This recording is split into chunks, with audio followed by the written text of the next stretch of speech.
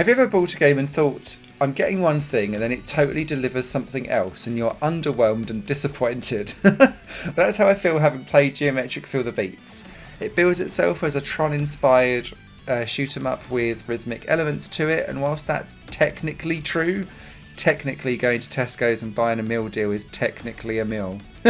And I feel like both are underwhelming. With Geometric Feel the Beats, you play as the ship that has 3 different colours, and the colours change depending on the level that you're in. And you kind of rotate around these 3 different colours, shooting out the coloured firing bullets to kill and clear the geometric shapes that match that colour. So red circles would need a red bullet, blue triangles would need a blue bullet, for example. And there's 4 different geometric shapes that are kind of slowly sweeping their way to you. Circles, squares, hexagons and triangles. And what you'll see is that you need to, in the top left hand side of the screen, it will give you a couple of like blue squares or yellow circles, and like 10 or 20 or 25 or 50, whatever it is.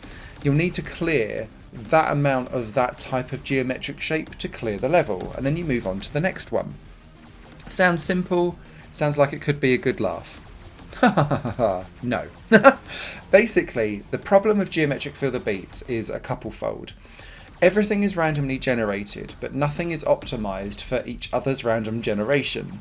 So shapes will slowly meander their way to you. Their speed and direction and whatever they do never really changes over the course of the game, and it's slow and it's arduous. And because it's random, sometimes you'll go a couple of minutes without actually getting any shapes of what you're looking for, even arriving on your doorstep.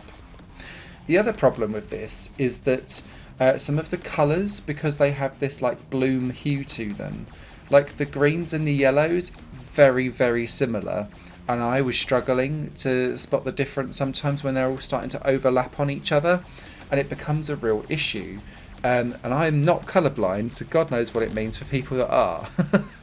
The other issue is that the additional elements that try to make the game harder and give you some kind of skill that needs to be done to get through these levels, because you can really just literally blast your way through with your eyes closed and eventually you'll get there, is that they offer these black holes that will fill up and clear out all of the enemies once like all of the wrong things that you've killed fill it up with points. But there's also these additional shapes that will kind of grow like smaller shapes and then spin around, and they'll kill anything that they touch. They're all randomly generated, and the problem is that they randomly generate too often, and they'll come just at the point usually when finally you start getting the shapes that you need. And so you've waited all of this time faffing around killing stuff randomly that makes no difference to anything whatsoever, wasting your time, and then as soon as something comes along that's actually juicy that goes towards your goal, along come these like basher things, and they just kill everything in sight. The problem is that they bash everything, which then contributes to the black hole, which then clears out all of the enemies.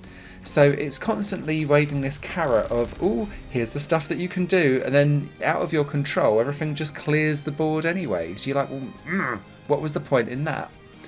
This, after the first 10 levels, starts to really ramp up in the way how that gameplay loop just causes frustration upon frustration upon frustration. And so you're left trying to wait for the few seconds where the stuff pops onto the board that you can shoot and start clearing stuff. Randomly spray some bullets, hope for the best, and then it will clear the board, and then you're like, great, next. There's no way to die. You can lose points for hitting all of the wrong stuff, but ultimately, apart from a couple of ship upgrades that make very little difference to your actual ship, there's no real problem with just being bad at this game. Eventually you'll get to the end and clear the goal and go to the next level at some point. And there is a co-op and a PvP mode, which is actually just local, not PvP, like as in online, where you can kind of try and race to clear some shapes, but it's scraping the barrel. And so whilst it's technically a Tron-inspired rhythmic shoot 'em up, and by rhythmic it just means that the shapes pulsate to some of the beats of the music, it doesn't actually control like how much or how little or how fast anything kind of moves into the screen. Technically rhythmic, technically a shoot 'em up, technically Tron-inspired, but hugely underwhelming across the board. I cannot recommend this game in any true faith whatsoever.